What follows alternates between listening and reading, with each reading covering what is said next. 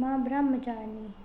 माँ दुर्गा की दूसरी शक्ति की पावन कथा के बारे में आज हम विस्तार से जानते हैं। ये दूसरे स्वरूप माँ ब्रह्मचारिणी की पूजा करने से ज्ञान और वैराग्य की प्राप्ति होती है। शास्त्रों में माँ के हर रूप की पूजा और विधि और कथा का महत्व है।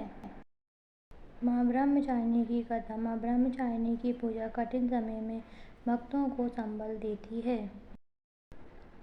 पुनर्जन्म में इस देवी ने हिमालय राज के घर पुत्री के रूप में जन्म लिया था और नारद जी के उपदेश से भगवान शंकर को पति रूप में प्राप्त करने के लिए घोर तपस्या की थी। इस कठिन तपस्या के कारण इन्हें तपश्चारिणी अर्थात ब्रह्मचारिणी नाम से जाना गया।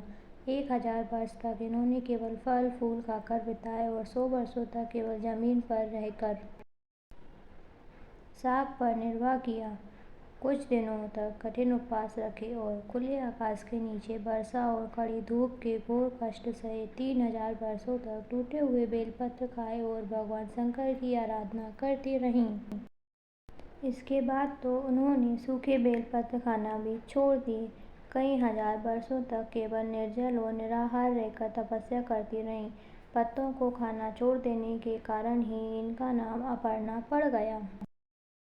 कठिन तपस्या के कारण देवी का शरीर एकदम क्षीण हो गया था।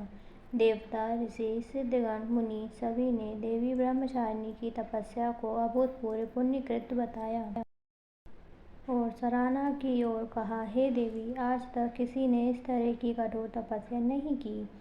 यह आपसे ही संभव थी। आपकी मनोकामना परिपूर्ण होगी।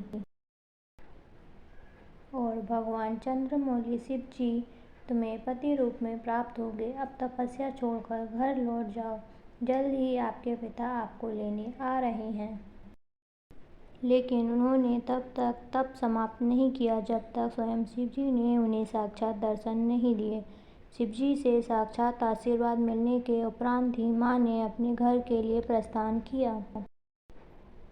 माँ की कथा का सार यह है कि जीवन के कठिन संघर्षों में भी मन विचलित नहीं होना चाहिए।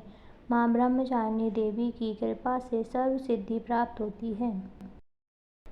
नवरात्रि के दूसरे दिन माँ ब्रह्मचारिणी की पूजा अर्चना होती है। माँ का यह स्वरूप मंगल ग्रह का स्वामी है। ब्रह्मचारिणी माँ की पूजा करने से लोगों की कुंडली में मंगली दोष का प्रभाव कम होता है। जय माता दी।